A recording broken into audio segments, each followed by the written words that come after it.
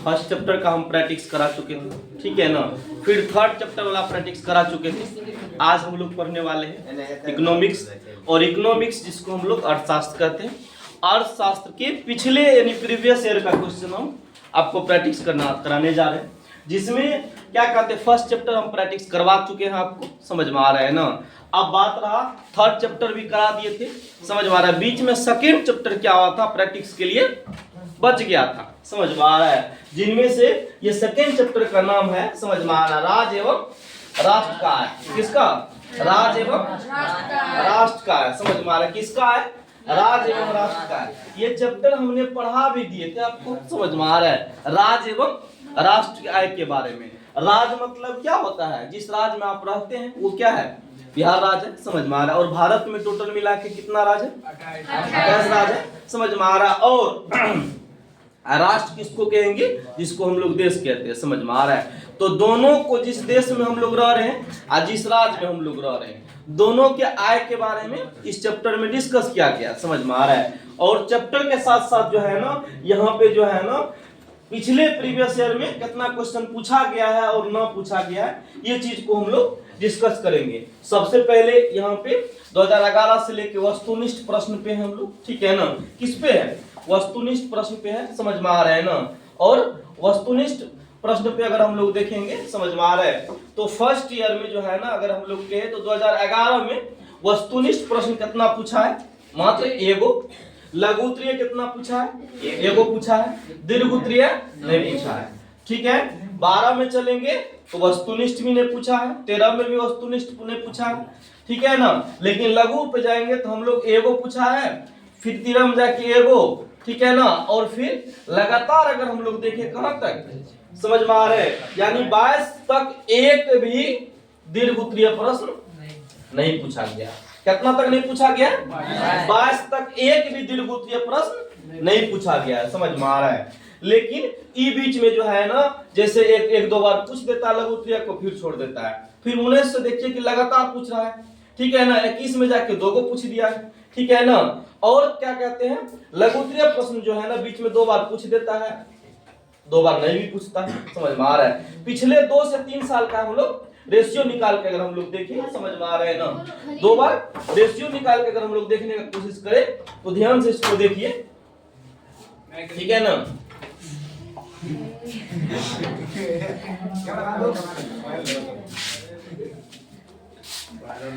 ठीक है ना। अगर हम लोग रेशियो इधर से निकाल के फिर से देखें तो देखो लगातार कहां से 20 से हम लोग देखते हैं, तो 20 में ए को क्या पूछा है? वस्तुनिष्ठ प्रश्न, समझ में आ रहा है। एगो लघु उत्तरीय पूछा है, दीर्घ उत्तरीय नहीं पूछा है, ठीक है ना। फिर 23, 24 और 25 पे चलते हैं, तो 23 में जो है ना एगो पूछा है, 24, 25 फिर नील कर दिया है। इसका ये चांस बनता है कि क्या 26 में पूछेगा, पूछने का चांस बनता है। क्यों? क्योंकि यहाँ पे 2 साल के बाद जो है ना, बहुत दिन के बाद एगो पूछ दिया, फिर क्या पता पूछ सकता है। लेकिन 24 और 25 में लगता है कि इससे ऑब्जेक्ट क्या कहते हैं, लघु उत्तरीय प्रश्न भी पूछने वाला है। लेकिन हम लोग किसकी बात करेंगे? ऑब्जेक्टिव की। तो इधर का इधर रेशियो बढ़ रहा है, एगो पूछा, 2 को पूछा, 3 को पूछा, इस प्रकार से बढ़ते जा रहा है रेशियो, समझ में आ रहा है। फिर हम लोग सेकेंड शिफ्ट के एग्जाम में हम लोग देखेंगे, सेकेंड शिफ्ट में जो है ना, लगातार इधर 21, 22, 23, 24 और 25 से ऑब्जेक्टिव पूछने का इसमें ट्रेंड बढ़ रहा है। पहले 3 गो, फिर 2 गो, फिर 3 गो, फिर 4 गो, फिर 5 गो। इसका मतलब है कि इस चैप्टर से जो है ना ऑब्जेक्टिव आना तय है, ठीक है ना। लेकिन सेकेंड शिफ्ट वाला में अभी तक इसका कोई भी दीर्घ उत्तरीय आने का कोई भी चांस नहीं बता रहा है, क्योंकि दूर दूर तक नहीं दिखाई दे रहा है कि क्वेश्चन पूछा है, ठीक है ना। लेकिन लघु उत्तरीय क्या पता ये दोहरा दे तो भी हो सकता है, समझ में आ रहा है, ठीक है ना। तो इस अनुसार से क्वेश्चन का पैटर्न है, जो पिछले यानी प्रीवियस ईयर में पूछा है या तो नहीं भी पूछा है, समझ में आ रहा है। अब इन चैप्टर के थीम पे चलते हैं कि इस चैप्टर में हमने जानना क्या क्या थीम है इस चैप्टर का, समझ में आ रहा है। यानी इस चैप्टर का क्या क्या थीम है, समझ में आ रहा है ना, उसको हम लोग जानने का कोशिश करते हैं, समझ में आ रहा है ना। यानी अगर हम लोग देखें इस चैप्टर में, ठीक है ना, तो यहां से हम लोग देखने की कोशिश करें, ठीक है।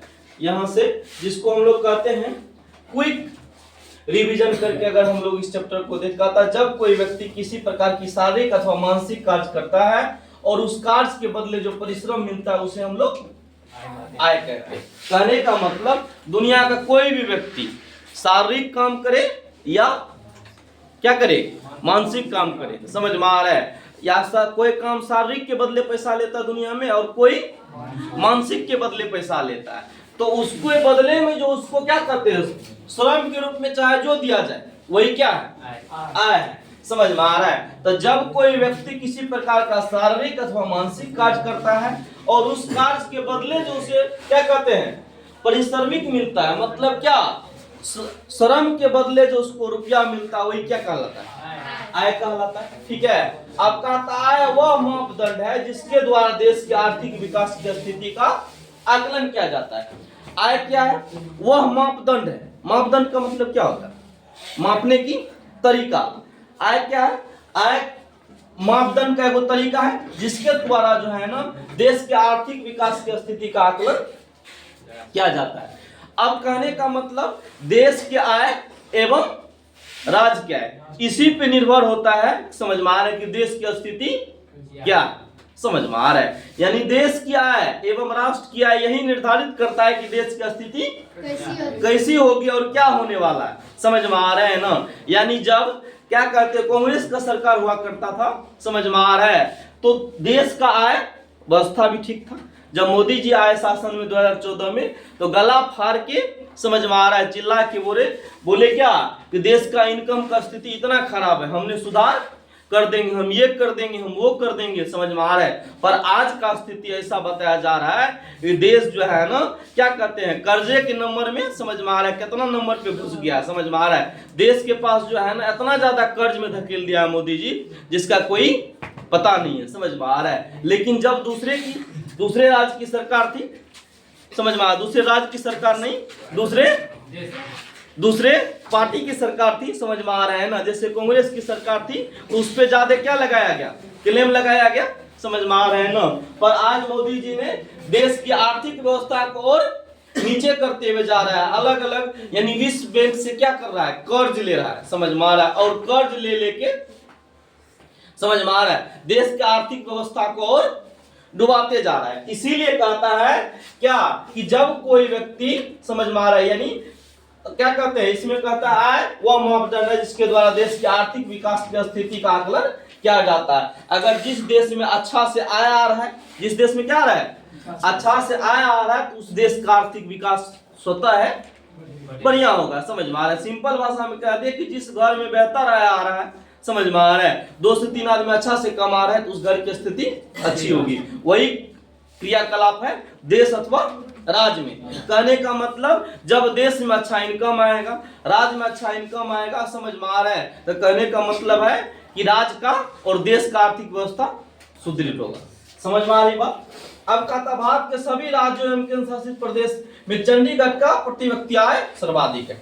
सोचने की बात है, एक केंद्र शासित प्रदेश जिसका नाम है क्या, चंडीगढ़, जो चंडीगढ़ जो है ना 2 जगह की राजधानी, हरियाणा और पंजाब।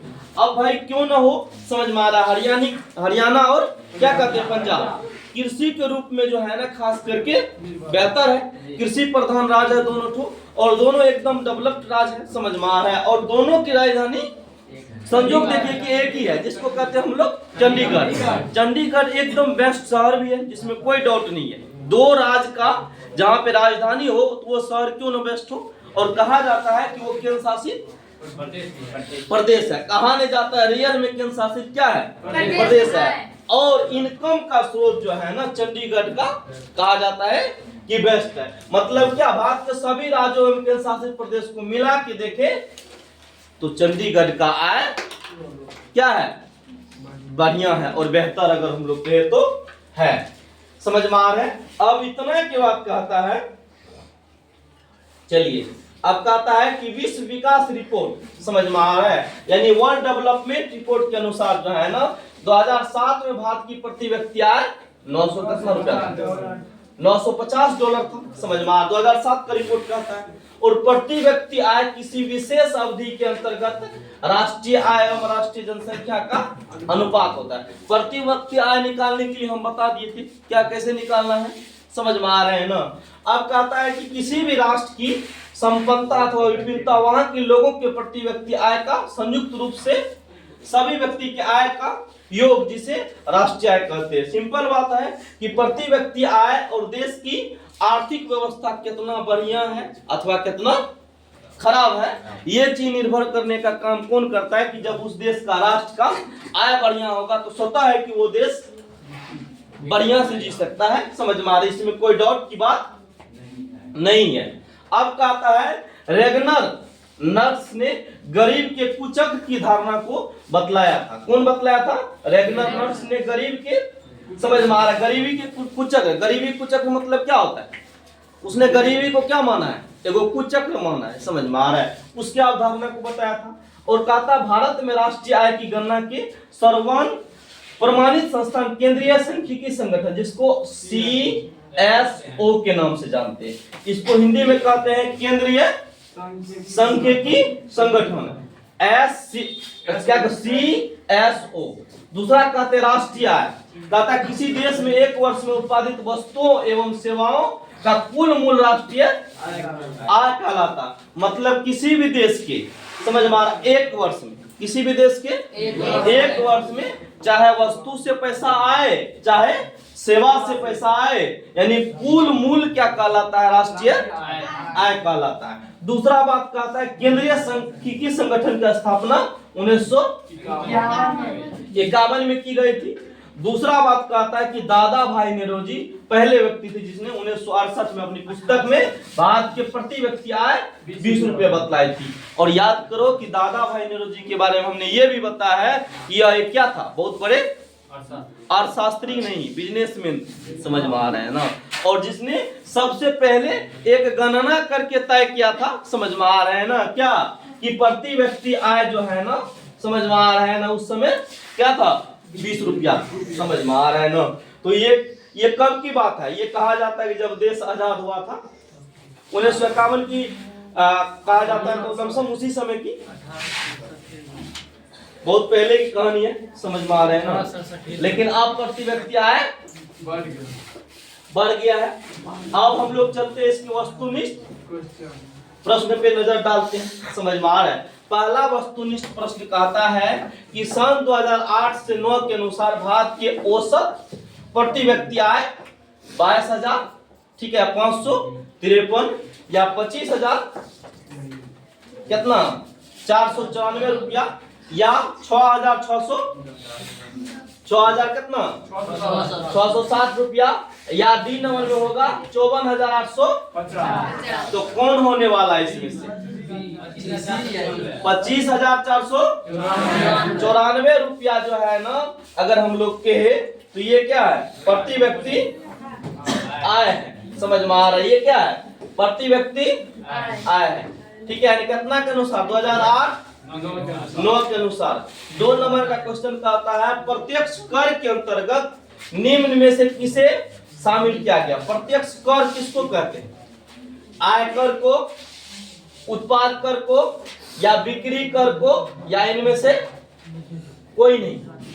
किसको? आयकर को।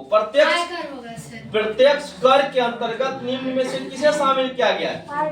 आयकर को, समझ में आ रहा है ना। आय वाला कर जो है ना, उसको हम लोग कहते हैं प्रत्यक्ष कर। आप पूछिएगा कि सर जी ये आयकर क्या है? आयकर वो कर होता है जो किसी भी राष्ट्र अथवा देश से, समझ में आ रहा है, लिया जाता है, उससे हम लोग कहते हैं आयकर। तीसरा नंबर का क्वेश्चन है कि भारत में प्रति व्यक्ति आय सबसे कम किस राज्य का है? ये दूर से ही दिखता है, बिहार, जिस राज्य के हम लोग, ठीक है ना। चौथा बात कहता है कि जिस देश की राष्ट्रीय आय अधिक होती है वह देश क्या कहलाता है? विकसित हो या अर्ध विकसित हो या विकसित हो? तो कहने का मतलब विकसित। 5वां नंबर का क्वेश्चन कहता है कि बिहार के किस जिले की प्रति व्यक्ति आय सर्वाधिक है? अब पटना की हो भी क्यों ना, समझ में आ रहा है ना, पटना का क्यों ना होगा, समझ में आ रहा है, क्योंकि बिहार के किस जिले की प्रति व्यक्ति आय क्या है? सर्वाधिक। पटना का सर्वाधिक आय क्यों नहीं होगा? समझ में आ रहा है? क्योंकि पटना जो है ना सबसे बड़ा शहर भी है और देश की राजधानी भी है। सॉरी, राज्य की राजधानी भी है। नहीं, हमने क्या बोल दिया? देश की राजधानी नहीं, राज्य की राजधानी। बिहार की राजधानी पटना है। समझ में आ रहा है? तो कहने का मतलब राज्य की राजधानी भी है और कई ज्यादा कंपनी, कई ज्यादा प्रोडक्ट करने वाली कंपनी हो या कई ज्यादा चीजें की स्थापना जो है ना राजधानी में। समझ में आया? इसलिए जो है ना प्रति व्यक्ति जनसंख्या भी ज्यादा है। अन्य शहर के बावजूद पटना की जनसंख्या भी क्या है? ज्यादा है। तो स्वतः है कि इसका क्या कहते हैं? प्रति व्यक्ति आय ज्यादा होना होगा। ठीक है ना? छठा नंबर का क्वेश्चन का था, भारत में वित्तीय वर्ष कब होता है? 1 जनवरी से 31 दिसंबर तक। याद रखना कि जनवरी में जो है ना कभी भी न वित्तीय वर्ष होता है न कोई भी चीज होता है जनवरी में। जनवरी अंग्रेजी महीना को हम लोग कहते हैं। समझ में आ रहा है? तो लेकिन जब भी देखना तो मार्च के समय में, समझ में आ रहा है, कोई चीज राज्य का अथवा देश का कंक्लूड किया जाता है। जनवरी में कोई भी सेशन नहीं होता किसी भी चीज का। इसलिए कहते हैं क्या कि 1 अप्रैल से 31 मार्च तक होता है भारत में वित्तीय वर्ष। समझ में आ रहा है? वित्तीय वर्ष। ठीक है ना? 7वां नंबर क्वेश्चन कहता है, निम्नलिखित में कौन हमारे रहन सहन के स्तर को प्रभावित करता है? राजकीय आय, राष्ट्रीय आय, प्रति व्यक्ति आय और इनमें से कोई नहीं। अब देखो, राजकीय आय क्यों नहीं करेगा और राजकीय आय क्यों करेगा? जब राष्ट्र का आय ज्यादा आता है तो भले सरकार तुम्हारे लिए सुविधा, सड़क बना दे, बिजली का व्यवस्था कर दे। समझ में आ रहा? लेकिन पर्सनल रहन सहन में चेंजिंग नहीं आ सकता है। तो पर्सनल रहन सहन में चेंजिंग कब आएगा? जब प्रति व्यक्ति आय बढ़ेगा। मतलब जब आपका पर्सनल आय होगा, बढ़ेगा, तो आपके रहन सहन खुद ही क्या हो जाएगी? चेंज हो जाएगी। समझ में आ रहा है ना? अब कहता है 8वां नंबर का क्वेश्चन कहता है कि भारत में राष्ट्रीय आय की गणना कौन करता है? केंद्रीय सांख्यिकी संगठन। अभी तुरंत बताए हैं क्या कि न रिजर्व बैंक का काम है न वित्त विभाग का काम है। किसका काम है? केंद्रीय सांख्यिकी संगठन का काम है। ठीक है ना? CSO। समझ में? CSO। नंबर में क्वेश्चन का आता है, केंद्रीय सांख्यिकी संगठन की स्थापना कब हुई थी? 50 में, 54 में, 56 में और 60 में। कब होगा? 54 में। 10वां नंबर का क्वेश्चन का आता है कि विकसित देश की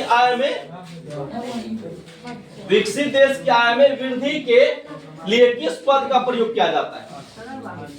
आर्थिक विकास के लिए, समावेशी के लिए, आर्थिक वृद्धि के लिए, इनमें से कोई नहीं। आर्थिक वृद्धि के लिए। विकसित देश की आय में वृद्धि के लिए क्या होता है? आर्थिक क्या होगी? वृद्धि होगी। आर्थिक क्या होगी? वृद्धि होगी। समझ में आ रहा है ना बात? अब 11 नंबर का क्वेश्चन का आता है कि भारत के राष्ट्रीय आय का सर्वाधिक अनुमान किसने लगाया? दादा भाई नेहरू लगाया था, जिसने बताया था कि 20 रुपया आय प्रति व्यक्ति आया था। कितना समय में? कितना ईस्वी में जी? 68 में ना। 12 नंबर क्वेश्चन का आता है, 12 नंबर का क्वेश्चन क्या कह रहा है? देखो, 12 नंबर क्वेश्चन का आता है, गरीबी के कुचक्र की धारणा किसने दिया था? साइमन नहीं दिया था, अल्फ्रेड भी नहीं दिया था, किन्स भी नहीं दिया था और रेगनर दिया। अब ये जितना भी नाम है सब नाम कहाँ के हैं? ब्रिटिश नाम है। समझ में आ रहा है? अंग्रेज का नाम है। समझ में आ रहा है ना? तो कौन दिया था? रेगनर। 13 नंबर में कहता, भारत की सर्वाधिक प्रति व्यक्ति आय वाला राज्य कौन है? पंजाब, गोवा, महाराष्ट्र, कर्नाटक। ना पंजाब है, ना महाराष्ट्र, ना कर्नाटक। अब गोवा क्यों है? अगर मैप पे देखेंगे तो एक छोटा सा देश, हिंदू सा राज्य है गोवा। समझ में आ रहा? वो भी एकदम क्या कहते हैं, समुद्र के किनारे एक छोटा सा राज्य है। समझ में आ रहा है? यानी कहा जाता है कि गोवा उस समय में, समझ में आ रहा है ना क्या, कि गोवा क्या है? डेवलप्ड राज्य क्यों है? क्योंकि सारा उस समय में अगर पश्चिमी देश के लोग जो आते थे कोई भी सामान खरीदना बेचना, यानी अंग्रेज भी आया तो ईस्ट इंडिया कंपनी को कहाँ बैठाया था? समझ में आ रहा? 1600 ईस्वी में कहाँ में? गोवा में नहीं बैठाया था, समझ में आ रहा है। महाराष्ट्र के एरिया में, समझ में आ रहा है। लेकिन गोवा को भी वहाँ उसका क्या था, मुख्य हब बनाया था, समझ में आ रहा है। यानी कोई भी विदेशी लोग आते थे तो गोवा में अभी भी जाओगे तो तुमको आधा से अधिक चीज विदेशी झलकेगा, समझ में आ रहा है। यानी वहीं पे विदेशी बीच, विदेशी सुविधाएं, सब कुछ गोवा में। यानी क्या, भारत के क्या कहते हैं, कोई लोग मौज मस्ती के लिए जाते हैं, करोड़ों टका वाला, तो कहाँ जाएंगे, गोवा जाने। गाना नहीं आया गोवा वाले बीच पे, एक गाना था, समझ में आ रहा है। गोवा क्या है, फेमस है। कहने का मतलब यहाँ पे विदेशी इनकम गोवा पे क्या आता है, ज्यादा आता है। मतलब विदेशी लोग भी गोवा आते हैं, देश के लोग भी गोवा घूमने जाते हैं। इसीलिए यानी विदेशी पैसा गोवा को क्या आता है, ज्यादा आता है। तो इसीलिए कहता है भारत के सर्वाधिक व्यक्ति आय वाला राज्य है गोवा।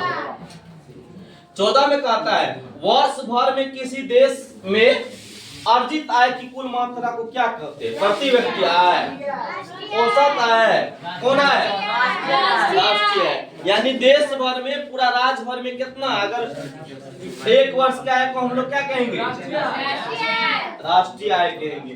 15 नंबर में कहता है गरीबी रेखा निर्धारण हेतु ग्रामीण क्षेत्रों के लिए प्रति व्यक्ति प्रतिदिन न्यूनतम कितनी कैलोरी निर्धारण, 2400 कैलोरी। समझ में आ रहा है बात। अब आगे बढ़ते हैं। 16 नंबर क्वेश्चन का आता है poverty and un British rule in India नामक पुस्तक किसने लिखी, दादा भाई नेहरू जी लिखा था। समझ में आ रहा है। इस बुक में जो है ना, कहने का मतलब क्या, ब्रिटिश के बारे में बताया गया, समझ में आ रहे हैं ना। 17 में कहता है कि निम्न में से किस विधि के अंतर्गत उत्पादित अंतिम मूल्य को जोड़कर राष्ट्रीय आय किया जाता है। मूल्य योग को, विधि को जोड़ेंगे तबे तो राष्ट्रीय आय निकलेगा। चलिए हम लोग और आगे जाते हैं, समझ में आ रहे हैं ना, हल्ला नहीं करेंगे आप लोग, ठीक है ना। 18 नंबर का क्वेश्चन है, समझ में आ रहे हैं ना। 18 नंबर का क्वेश्चन है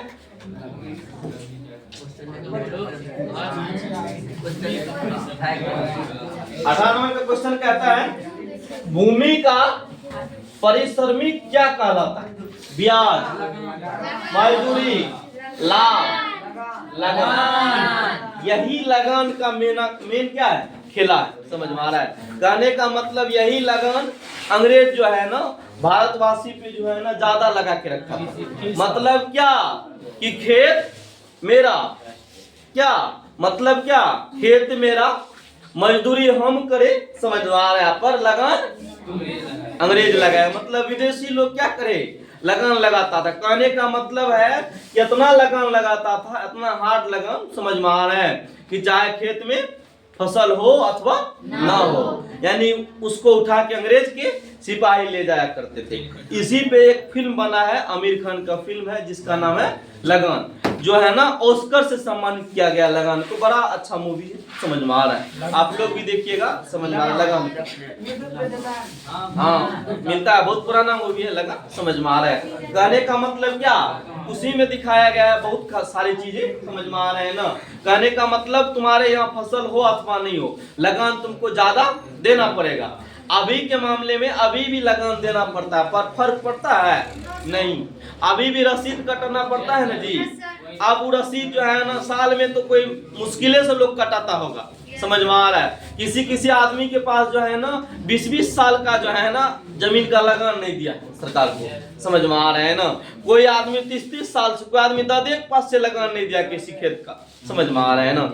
लेकिन सबको, लेकिन कम से कम होता है, देखा होगा 30 रुपया, 40 रुपया, 50 रुपया, 100 रुपया, इसी प्रकार से लगान होता है, समझ में आ रहा है ना अभी भी, ठीक है ना। 19 नंबर का क्वेश्चन कहता है चलिए कि भारत में सर्वाधिक राष्ट्रीय आय का अनुमान कब लगाया गया, 1868 में सर्वप्रथम लगाया गया था। और यही कौन किया था, दादा भाई नेहरू जी ने, समझ में आ रहा है। 20 नंबर के क्वेश्चन का आता है कि राष्ट्रीय क्या है, चक्रीय प्रभाव का संबंध निम्न में से किससे है, उत्पादन में, आय में, अवयव में। चक्रीय परिवर्तन में आता है इनमें से सभी। 21 नंबर का क्वेश्चन का था आय और उपभोग का अंतर क्या कहलाता? आय हो और उपभोग, समझ में आ रहा है? आय आएगा उससे उपभोग, इसके बीच क्या होगा? बचत न होगा तो उत्पादन पूरे हो जाएगा। क्या होगा? बचत। 13 नंबर 22 नंबर का क्वेश्चन का आता है कि राष्ट्रीय आय का अर्थ क्या है? परिवार का आय। सर्वाधिक उपक्रम क्या है? सरकार की आय। किसी अर्थव्यवस्था के सभी अंतिम वस्तुओं और सेवाओं के मौद्रिक मूल्य को हम कहते हैं। 23 नंबर पे हम लोग चलते हैं, हल्ला नहीं करेंगे। 23 पे चलते कहते निम्न में से किसमें मूल्यह्रास का मूल्य शामिल किया गया है? एनडीपी में, एनएनपी में, जीडीपी में। इनमें से जीडीपी को क्या कहा जाता है? ध्यान समझो, जीडीपी को कहा जाता है ग्रॉस डोमेस्टिक प्रोडक्ट। समझ में आ रहा है? तो इसलिए क्या होगा? निम्न में से किसमें मूल्यह्रास की मूल्य शामिल किया गया? तो जीडीपी मतलब समझ में आ रहा है, यही घरेलू आय, ठीक है ना। 24 नंबर क्वेश्चन का आता है 1949 से भारत सरकार द्वारा गठित राष्ट्रीय आय समिति के अध्यक्ष कौन थे? पीसी महालनोबिस या दादा भाई नौरोजी या एस स्वामीनाथन या साइमन उद्देश?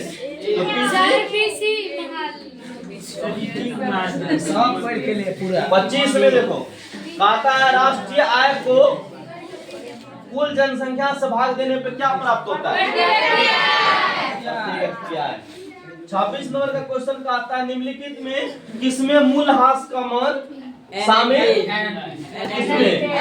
जीडीपी में नहीं, जीएनपी में, किसमें? एनएनपी में। इस प्रकार से इस चैप्टर में कितना क्वेश्चन था? 26, जो 2011 से लेके 2025 तक में पूछा गया है। समझ में आ रहा है? अगर इसमें से कोई भी क्वेश्चन को रिपीट करता है, समझ में आ रहा है, तो इसमें से आपको हल करना है। अब चलते हम लोग थोड़ा सा नजर डालने के लिए किस पे? लघु उत्तरीय पे। समझ में आ रहा है? और अब जाएंगे हम लोग किस पे?